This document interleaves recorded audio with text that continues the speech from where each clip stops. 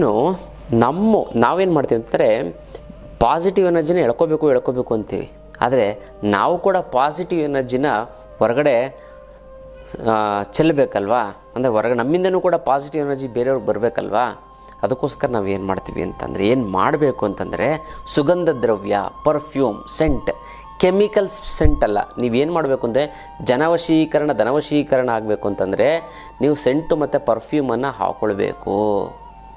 ಏನು ಹೇಳಿ, ಸೆಂಟು ಮತ್ತು ಪರ್ಫ್ಯೂಮನ್ನು ಹಾಕಿಕೊಳ್ಳಲೇಬೇಕು. ಮೊದಲ ಕೆಮಿಕಲ್ ಅಲ್ಲ, ನ್ಯಾಚುರಲ್. ಯಾವುದು? ಮಲ್ಲಿಗೆ ಹೂವಿನ ಎಣ್ಣೆ, ಸುಗಂಧರಾಜದ ಹೂವಿನ ಎಣ್ಣೆ, ರೋಸ್ ಹೂವಿನ ಎಣ್ಣೆ, ಸ್ಯಾಂಡಲ್ವುಡ್ ಅಂದರೆ ಶ್ರೀಗಂಧದ ಎಣ್ಣೆ. ಇಂಥದ್ದನ್ನೇ ಒರಿಜಿನಲ್, ಕಾಸ್ಟ್ಲಿ ಆಗುತ್ತೆ ಪರವಾಗಿಲ್ಲ, ಒಂದೇ ಒಂದು ಹನಿ ಹಾಕ್ಕೊಳ್ಳಿ.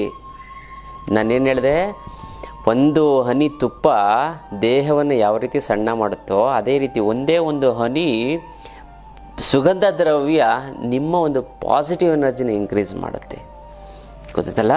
ಹಾಗಾಗಿ ಈ ಸುಗಂಧ ದ್ರವ್ಯವನ್ನು ನೀವು ಹಾಕ್ತು ಅಂತಂದರೆ ನಿಮ್ಮಿಂದ ಪಾಸಿಟಿವ್ ಎನರ್ಜಿ ಬರುತ್ತೆ. ಗಂಧದ ಕಡ್ಡಿ ಎತ್ಕೊಂಡು ಏನಕ್ಕೆ ಪೂಜೆ ಮಾಡೋದು ಹೇಳಿ, ಘಮ್ ಅಂತ ಅನ್ನಲಿ ಅಂತ. ಅದರಿಂದ ಏನು ದೇವ್ರಿಗೇನು ಆಗಬೇಕಾಗಲ್ಲ. ಆ ದೇವ್ರು ನಾವು ಅಲಂಕಾರ ಮಾಡ್ತೀವಿ ಆ ಮೂರ್ತಿಗೆ, ನಾವು ಸುಗಂಧ ದ್ರವ್ಯ ಹಾಕಿದಾಗ, ಅಂದರೆ ಸುಗಂಧ ಸೆಂಟಿಂಗ್ ಹೊಡೆಯೋಕ್ಕಾಗುತ್ತೆ ಸಿಸ್ ಅಂತ. ಹಿಂದಿನ ಕಾಲದಲ್ಲಿ ಅದೆಲ್ಲ ಈಗ ಸ್ಪ್ರೇ ಬಂದಿದೆ. ಹಿಂದಿನ ಕಾಲದಲ್ಲಿ ಏನು ಮಾಡ್ತಾಯಿದ್ರು ಅಂತಂದರೆ, ಗಂಧದ ಕಡ್ಡಿ ತೊಗೊಂಡು ಘಮ್ ಅಂತಾರಲಿ, ಪಾಸಿಟಿವ್ ಎನರ್ಜಿ ಅದರಿಂದ ಆ ಒಂದು ವಿಗ್ರಹದಿಂದ ಹೊರಹೊಮ್ಮಲಿ. ಹಿಂದಿನ ಕಾಲದಲ್ಲಿ ರಾಜರು ಹಾಕೋತಾಯಿದ್ರು ಪರ್ಫ್ಯೂಮನ್ನು, ಸೆಂಟನ್ನು, ಎಣ್ಣೆನ. ಅಂದರೆ ಪರ್ಫ್ಯೂಮ್ ಅಂತಂದರೆ ಎಣ್ಣೆ, ಸುಗಂಧ ದ್ರವ್ಯ, ಅದನ್ನು ಹಾಕೋತಾಯಿದ್ರು, ಗೊತ್ತಲ್ಲ. ಅದೇ ರೀತಿ ರಾಜ ಏನು ಮಾಡ್ತಾನೋ, ದೇವರು ಕೂಡ ನಮಗೆ ರಾಜರೇ ಅಲ್ವ. ರಾಜನಿಗಿಂತನೂ ಕೂಡ ತುಂಬ ಅಂದರೆ ಪ್ರಪಂಚನೇ ಆತ. ಅಂದರೆ ದಟ್ ಇಸ್ ಅ ಪ್ರೊಸೀಜರ್. ದೇವರಿಂದನೇ ರಾಜರು ನಾನು ದೇವ್ರ ಥರ ಇರಬೇಕು, ದೇವ್ರಿಗೆ ಏನೆಲ್ಲ ಮಾಡ್ತಾರೆ, ಸುಗಂಧ ದ್ರವ್ಯ ಹಾಕ್ತಾರೆ, ನಾವು ಹಾಕ್ಕೋಬೇಕು, ಇದೆಲ್ಲ ಮಾಡಿಕೊಂಡ್ರು. ಅದೇ ರೀತಿ ಪರ್ಫ್ಯೂಮ್ ಅಂತಂದರೆ ಸುಗಂಧ ದ್ರವ್ಯವನ್ನು ನಾವು ಹಾಕೊಳ್ಳೋದ್ರಿಂದ ನಮಗೆ ತುಂಬ ಪಾಸಿಟಿವ್ ಎನರ್ಜಿ ಬರುತ್ತೆ. ನೆಗೆಟಿವ್ ಎನರ್ಜಿ ಅಪ್ಪಿತಪ್ಪಿಯೂ ಬರೋದಿಲ್ಲ. ಅದಕ್ಕೆ ಮಲ್ಲಿಗೆ ಹೂವಿನ ಎಣ್ಣೆನ ಇದನ್ನು ಹಾಕೊಳ್ಳೋದ್ರಿಂದ ಧನವಶೀಕರಣ. ಮತ್ತು ಸುತ್ತಲಿರೋಂಥವ್ರು ನಿಮ್ಮ ಹತ್ರ 1 ನಿಮಿಷ ಮಾತಾಡಿ ಮುಗಿಸೋವಂಥವ್ರು ಇನ್ನೂ 2-3 ನಿಮಿಷ ನಿಂತ್ಕೊಂಡು ಮಾತಾಡ್ತಾರೆ. ಆಹಾ ಎಷ್ಟು ಗಮ್ಮಂತ ಇದೆ ಅಂತ ನಿಮ್ಮ ಮೇಲೆ ಒಂದು ಪಾಸಿಟಿವ್ ಎನರ್ಜಿ ಬರುತ್ತೆ, ನಿಮ್ಮ ಮೇಲೆ ಗೌರವ ಬರುತ್ತೆ, ಎಲ್ಲವೂ ಕೂಡ ಬರ್ತಾ ಹೋಗುತ್ತೆ. ಅದಕ್ಕೋಸ್ಕರ ನೀವೇನು ಮಾಡಿ ಅಂತಂದರೆ ಸುಗಂಧ ದ್ರವ್ಯವನ್ನು ನೀವು ಹಾಕಿಕೊಂಡು ಹೋಗಿ, ಗೊತ್ತಲ್ಲ. ಇದು ಪಾಸಿಟಿವ್ ಎನರ್ಜಿ ಗೊತ್ತಲ್ಲ. ನಾವು ಮಾಡ್ಕೊಳ್ಳಿ. ಹಣವಶ ಮತ್ತು ಜನವಶೀಕರಣ ಆಗುತ್ತೆ, ನಿಮಗೆ ಪಾಸಿಟಿವ್ ಎನರ್ಜಿನೂ ಕೂಡ ಬರುತ್ತೆ, ನಿಮಗೂ ಕೂಡ ಒಳ್ಳೊಳ್ಳೆ ಕೆಲಸ ಮಾಡಬೇಕು ಅಂತ ಮನಸ್ಥಿತಿ ಬರ್ತಾ ಹೋಗುತ್ತೆ. ಮತ್ತು ಮೂಗಿಗೆ ಒಳ್ಳೆ ಸುವಾಸನೆಯನ್ನು ಕೊಡುತ್ತೆ, ಗೊತ್ತಲ್ಲ. ಇದು ವಿಚಾರ. ಇನ್ನು ಹೈ ಬಿ ಪಿ ಇತ್ತು ಅಂತಂದರೆ, ಯಾರಿಗೆ ಜಾಸ್ತಿ ಹೈ ಬಿ ಪಿ ಇರುತ್ತೆ ಅಂದರೆ ಸಿಕ್ಕಾಬಟ್ಟೆ ಕೋಪ ಮಾಡ್ಕೋತಾಯಿದ್ರು.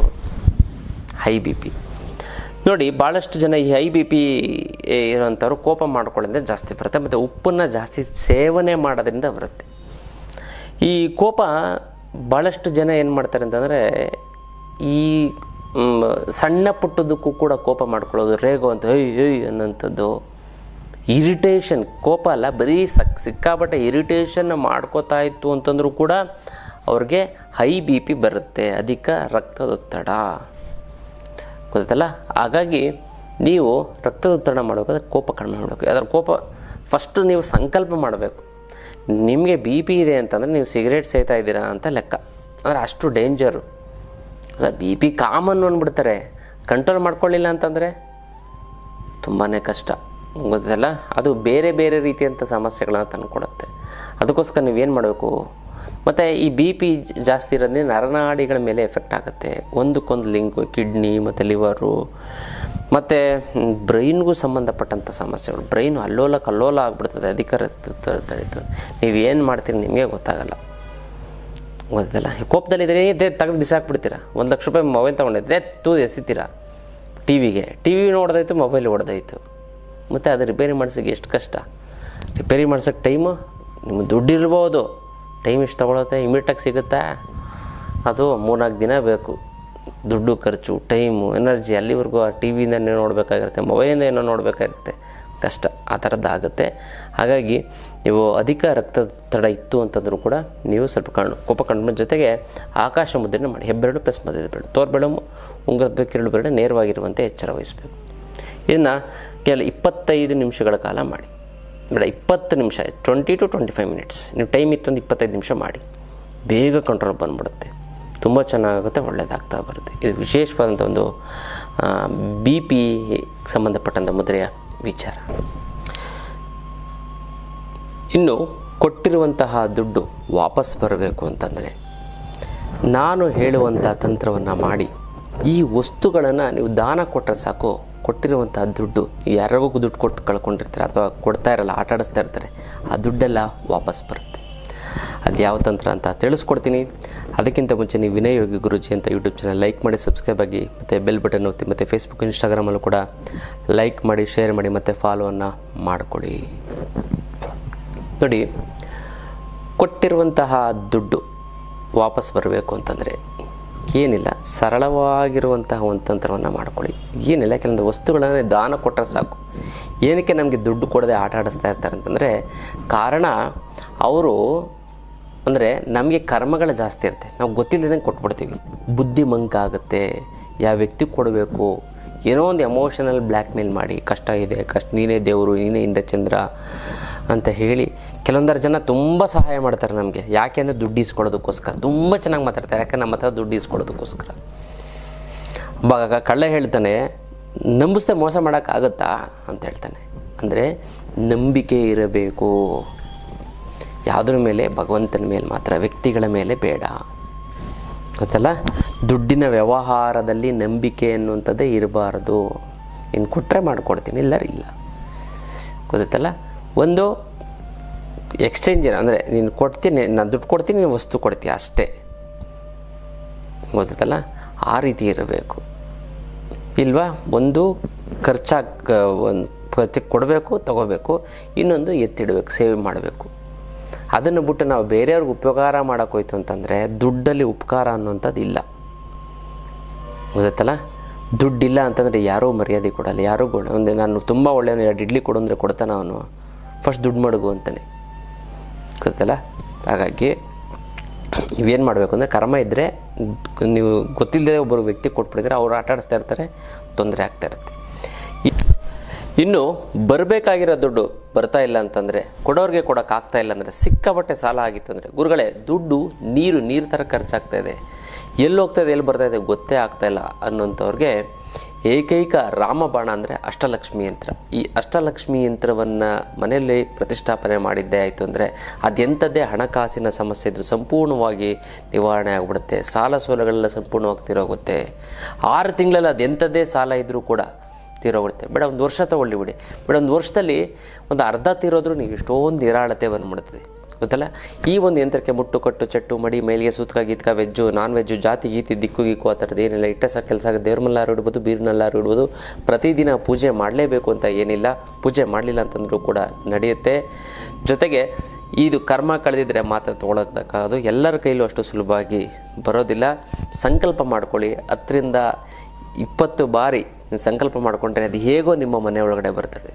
ಸಾಕ್ಷಾತ್ ಮಹಾಲಕ್ಷ್ಮಿ ಯಂತ್ರದ ಮೂಲಕ ನಿಮ್ಮ ಮನೆಗೆ ಬಂದು ಸ್ಥಿರವಾಗಿ ನಿಲ್ತಾಳೆ. ಇನ್ನು ಈ ಅಷ್ಟಲಕ್ಷ್ಮಿ ಯಂತ್ರ ನಿಮ್ಮ ಮನೇಲಿ ಇತ್ತು ಅಂತಂದರೆ ಯಾವುದೇ ಕಾರಣಕ್ಕೂ ನೀವು ತಲೆ ಕೆಡಿಸ್ಕೊಳಕ್ಕೆ ಹೋಗ್ಬಿಡಿ. ಹಣಕಾಸಿನ ನೀವು ಮರೆತು ಬಿಡಿ, ಬೇರೆ ಬಗ್ಗೆ ನೀವು ಯೋಚನೆ ಮಾಡಿ. ಅಂಥ ಒಂದು ಅದ್ಭುತವಾದ ಒಂದು ಶಕ್ತಿ, ಗಿಡಮೂಲಿಕೆಗಳನ್ನೆಲ್ಲ ಕುಟ್ಟಿ ಪುಡಿ ಮಾಡಿ ಯಾರದು ಒಣಗಿಸಿ ಭಸ್ಮ ಮಾಡಿ ಈ ಒಂದು ಯಂತ್ರನ ಪ್ರಾಣ ಪ್ರತಿಷ್ಠಾಪನೆ ಮಾಡಿ ಶಕ್ತಿ ತುಂಬಿ ಇಟ್ಟಿರುವಂಥ ಒಂದು ಯಂತ್ರ. ಈ ಯಂತ್ರವನ್ನು ನೀವು ಪ್ರತಿಷ್ಠಾಪನೆ ಮಾಡಿ ನಿಮ್ಮ ಹಣಕಾಸಿನ ಸಮಸ್ಯೆಯ ಸಂಪೂರ್ಣ ನಿವಾರಣೆನ ನೀವೇ ನೋಡ್ತೀರ. ಹಾಗಾಗಿ ಇದನ್ನು ಇನ್ನು ಅತ್ಯದ್ಭುತವಾದಂಥ ಒಂದು ಅಷ್ಟಲಕ್ಷ್ಮಿ ಯಂತ್ರದ ವಿಚಾರ. ಮತ್ತು ಆಧ್ಯಾತ್ಮದ ಪಯಣದಲ್ಲಿ ನಾವೇನು ಮಾಡ್ತಾಯಿದ್ದೀವಿ ಅಂತಂದರೆ ಕಾಮಾಖ್ಯಗೆ ಹೋಗ್ತಾ ಇದ್ದೀವಿ. ಈ ಕಾಮಾಖ್ಯದಲ್ಲಿ ಯೋನಿ ಪೀಠ ಇದೆ. 52 ಶಕ್ತಿಪೀಠಗಳಲ್ಲಿ ಒಂದಾದಂತಹ ಪ್ರಮುಖವಾದಂತಹ ಒಂದು ಪೀಠ ಯಾವುದು ಅಂತಂದರೆ, ಮೊದಲನೇ ಸ್ಥಾನದಲ್ಲಿರುವಂಥ ಪೀಠ ಅಂತಂದರೆ ಈ ತಾಯಿಯ ಒಂದು ಯೋನಿ ಪೀಠ, ಅದು ಕಾಮಾಖ್ಯದಲ್ಲಿದೆ. ಈ ಒಂದು ಕಾಮಾಖ್ಯ ದೇವಿಯದ ದರ್ಶನ ಮಾಡಿದ್ದೇ ಆಯಿತು ಅಂತಂದರೆ ನಿಮಗೆ ಹೆಣ್ಮಕ್ಳಿಗೆ ಮಕ್ಕಳಾಗಿಲ್ಲ ಅಂತಂದರೆ, ಅಥವಾ ಈ ಹೆಣ್ಮಕ್ಳಿಗೆ ಈ ಪೀರಿಯಡ್ಸ್ ಪ್ರಾಬ್ಲಮ್ ಇತ್ತು ಅಂದರೆ, ಹಾರ್ಮೋನ್ ಇಂಬ್ಯಾಲೆನ್ಸ್ ಇತ್ತು ಅಂತಂದರೆ, ಮತ್ತು ಏಜ್ ಆಗ್ತಿದ್ದಂಗೆ ಗರ್ಭಕೋಶ ತೆಗಿಬೇಕು ಅಂತ ಹೇಳ್ತಾರೆ, ಯೂಟ್ರಸ್ ಪ್ರಾಬ್ಲಮ್ ಏನಾದ್ರು ಆಗಿತ್ತು ಅಂತಂದರೆ, ಇದು ಎಲ್ಲವೂ ಕೂಡ ಆಪ್ರೇಷನ್ನೇ ಆಗೋದಿಲ್ಲ, ಹೋಗೊಂದು ದರ್ಶನ ಮಾಡ್ಕೊಂಡ್ಬಂದ್ಬಿಡ್ತು ಅಂತಂದರೆ, ಸಂಕಲ್ಪ ಮಾಡಿ ದರ್ಶನ ಮಾಡ್ಕೊಂಡು ಬಂತು ಅಂತಂದರೆ ಇದು ಯಾವುದೇ ರೀತಿಯಂಥ ಒಂದು ಸಮಸ್ಯೆಗಳು ಕೂಡ ಆಗೋದಿಲ್ಲ. ಅದಕ್ಕೋಸ್ಕರ ಕಾಮಾಖ್ಯ ದೇವಿಯ ಒಂದು ದರ್ಶನವನ್ನು ಮಾಡೋದಕ್ಕೆ ಹೋಗ್ತಾಯಿದ್ದೀವಿ. ಖಂಡಿತ ನಾವೆಲ್ಲ ಹೋಗ್ತೇವೆ, ನೀವು ಬನ್ನಿ. ಮತ್ತು ಕೇರಳಗೂ ಕೂಡ ನಾವು ಹೋಗ್ತಾ ಇರ್ತೀವಿ. ಪ್ರತಿ ತಿಂಗಳು ಇನ್ಮೇಲೆ ನಾವು ಕೇರಳಗೆ ಪ್ರಯಾಣ ಬೆಳೆಸ್ತಾ ಇರ್ತೀವಿ. ಅನಂತ ಪದ್ಮನಾಭ ಆಗಿರ್ಬೋದು, ಜೊತೆಗೆ ಈ ಒಂದು ಕೊಟ್ಟಿಯೂರು ಅಂತ ವಿಶೇಷವಾದಂತಹ ಒಂದು ದರ್ಶನ, ಅದು ವರ್ಷದಲ್ಲಿ 1 ತಿಂಗಳು ಮಾತ್ರ ಇರುತ್ತೆ. ಆ ಒಂದು ಬರೀ ತುಂಬ ಕಡಿಮೆ, ಅತಿ ಕಡಿಮೆ ಇದರಲ್ಲಿ ವೆಚ್ಚದಲ್ಲಿ ನಾವು ಕರ್ಕೊಂಡು ಹೋಗ್ತಾ ಇದ್ದೀವಿ. ಮತ್ತು ಈ ಒಂದು ಕೊಟ್ಟಿಯೂರಿಗೆ ಕೇರಳ ಪ್ರವಾಸ 2 ದಿನದ ಒಂದು ಪ್ರವಾಸ ಇರುತ್ತೆ. 4 ದಿನದ ಒಂದು ಪ್ರವಾಸ ಇರುತ್ತೆ, 2 ದಿನದ ಒಂದು ಪ್ರವಾಸವೂ ಕೂಡ ಇದೆ. ಇದು ಕೇವಲ ಒಂದು 5,000 ರೂಪಾಯಿ, 4,999 ಊಟ ತಿಂಡಿ ಮತ್ತು ಮಲ್ಕೊಳ್ಳೋಕ್ಕೆ ಜಾಗ ಮತ್ತು AC ಬಸ್ಸು ಎಲ್ಲವೂ ಕೂಡ ವ್ಯವಸ್ಥೆ ಇರುತ್ತೆ. ಖಂಡಿತವಾಗ್ಲೂ ಕೂಡ ನೀವು ಈ ಒಂದು ಪ್ರಯೋಜನವನ್ನು ಪಡ್ಕೋಬೋದು. ಮತ್ತು ಕಣ್ಣೂರಿಗೆ ನಾವು ಶತ್ರು ಸಂಹಾರಕ್ಕೋಸ್ಕರ ಕಣ್ಣೂರು ದೇವಸ್ಥಾನಕ್ಕೆ ಹೋಗ್ತಾಯಿದ್ದೀವಿ. ಸುಮಾರು ಅದ್ರ ಬಗ್ಗೆ ನೀವು ತಿಳ್ಕೊಬೇಕಂದ್ರೆ ನಮ್ಮ ಆಫೀಸ್ಗೆ ಫೋನ್ ಮಾಡಿ. ಈ 2 ಪ್ರಮುಖವಾದಂತಹ ಒಂದು ದೇವದ ಒಂದು ಸ್ಥಾನಕ್ಕೆ ಹೋಗ್ತಾಯಿದ್ದೀವಿ ಆಧ್ಯಾತ್ಮ ಪಯಣದಲ್ಲಿ. ಖಂಡಿತ ನಾವೆಲ್ಲ ಹೋಗ್ತೀವಿ, ನೀವು ಕೂಡ ಬರ್ತೀರಲ್ವ. ಇದು ಇವತ್ತಿನ ಒಂದು ವಿಶೇಷವಾದಂಥ ಒಂದು ಆಧ್ಯಾತ್ಮದ ಪಯಣದ ವಿಚಾರ. ಆನ್ಲೈನ್ ಕ್ಲಾಸು, ವಿಶೇಷವಾದಂಥ ಒಂದು ಆನ್ಲೈನ್ ಕ್ಲಾಸು. ಈ ಒಂದು ಆನ್ಲೈನ್ ಕ್ಲಾಸಲ್ಲಿ ಏನಿದೆ ಅಂತಂದರೆ, ನಿಮ್ಗೆ ಜೀವನದಲ್ಲಿ ಯಾವ ರೀತಿ ಬದುಕಬೇಕು, ಮತ್ತು ಧನವಶೀಕರಣ, ಇರುವಂತಹ ದುಡ್ಡನ್ನು ಫಸ್ಟ್ ದುಡ್ಡು ಬರೋಗೆ ಏನು ಮಾಡಬೇಕು, ಮತ್ತು ಇರುವಂಥ ದುಡ್ಡನ್ನು 10 ರೂಪಾಯಿನ 100 ರೂಪಾಯಿ, 100 ರೂಪಾಯಿಂದ 1000 ರೂಪಾಯಿ, 1000 ರೂಪಾಯಿಂದ 1,00,000 ರೂಪಾಯಿ ಹೇಗೆ ಮಾಡುವಂಥದ್ದು, ದುಡ್ಡನ್ನು ಯಾವ ರೀತಿ ಬಳಸಬೇಕು, ಯಾವ ರೀತಿ ಉಳಿಸ್ಬೇಕು, ಮತ್ತು ಯಾವ ರೀತಿ ಗಳಿಸ್ಬೇಕು, ಜನರನ್ನು ಕೂಡ ಯಾವ ರೀತಿ ಉಳಿಸ್ಕೋಬೇಕು. ಮತ್ತು ತುಂಬ ಜನ ಫ್ರೆಂಡ್ಸ್ ಇತ್ತು ಅಂತಂದರೆ ನಿಮಗೆ 1,00,00,000 ರೂಪಾಯಿ ಇದ್ದಂಗೆ ಯಾರೋ ಸಹಾಯ ಮಾಡ್ತಾರೆ. ಅದರ ಜನಾಕರ್ಷಣೆ ಹೇಗೆ ಮಾಡಬೇಕು, ಜನವಶೀಕರಣವನ್ನು ಯಾವ ರೀತಿ ಪಡ್ಕೋಬೇಕು, ಮಾಡಿಕೊಂಡು ನಾವು ಜೀವನವನ್ನು ಒಂದು ಸುಗಮಗೊಳಿಸ್ಕೋಬೇಕು ಅನ್ನೋದನ್ನು ಆನ್ಲೈನ್ ಕ್ಲಾಸಸ್ ಇರುತ್ತೆ.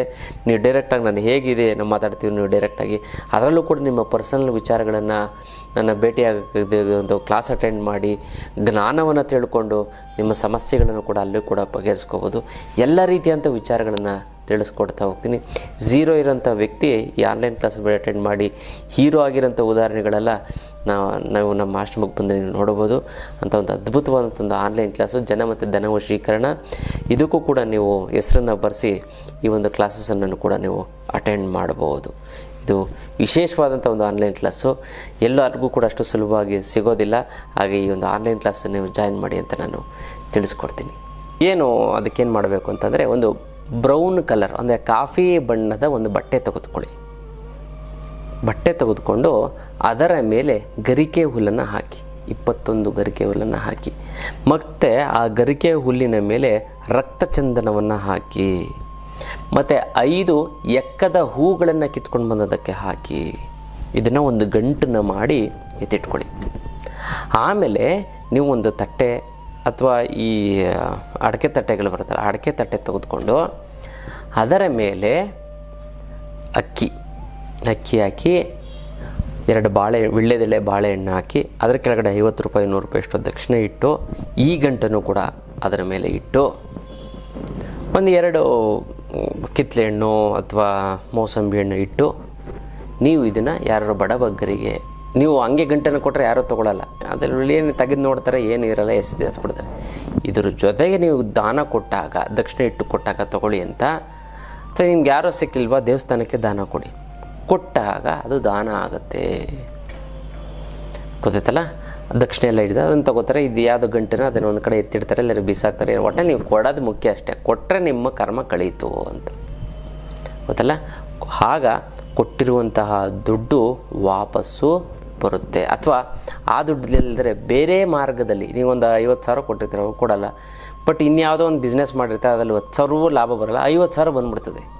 ಆ ರೀತಿ ಇಂಡೈರೆಕ್ಟಾಗಿ ನಿಮಗೆ ದುಡ್ಡು ಬಂದು ಕೈ ಸೇರುತ್ತೆ. ಅದಲ್ಲ, ಇದು ಅದ್ಭುತವಾದಂಥ ವಿಶೇಷವಾದಂಥ ಒಂದು ತಂತ್ರ. ಇದನ್ನು ಮಾಡ್ಕೊಳ್ಳಿ. ಮತ್ತು ಯಾರ್ಯಾರಿಗೆ ಈ ಕೊಟ್ಟಿರೋ ದುಡ್ಡು ವಾಪಸ್ ಬರಬೇಕು ಅಂತಂದರೆ ಅವರು ನಿಮ್ಮ ಹೆಸರನ್ನ ಕಮೆಂಟ್ ಮಾಡಿ. ಅಮ್ಮ ಮಹಾಲಕ್ಷ್ಮಿ ನಿನ್ನ ಆಶೀರ್ವಾದ ಸದಾ ನನ್ನ ಮೇಲಿರೋದಕ್ಕೆ ಶತಕೋಟಿ ನಮಸ್ಕಾರ ಅಂತ ಕಮೆಂಟ್ ಮಾಡಿ ಕಳಿಸಿ. ನಾನು ಸಂಕಲ್ಪವನ್ನು ಮಾಡ್ತೀನಿ, ತಂತ್ರವನ್ನು ಮಾಡಿ ಒಂದಕ್ಕೊಂದು ಸೇರಿ ತುಂಬ ಚೆನ್ನಾಗುತ್ತೆ, ಒಳ್ಳೆಯದಾಗ್ತಾ ಬರುತ್ತೆ. ಇದು ವಿಶೇಷವಾದಂಥ ಒಂದು ತಂತ್ರದ ವಿಚಾರ ಇನ್ನಷ್ಟು ವಿಚಾರ ತಿಳ್ಕೊಳ್ಳೋಣ ಮುಂದಿನ ಸಂಚಿಕೆಯಲ್ಲಿ. ಅಲ್ಲಿವರೆಗೂ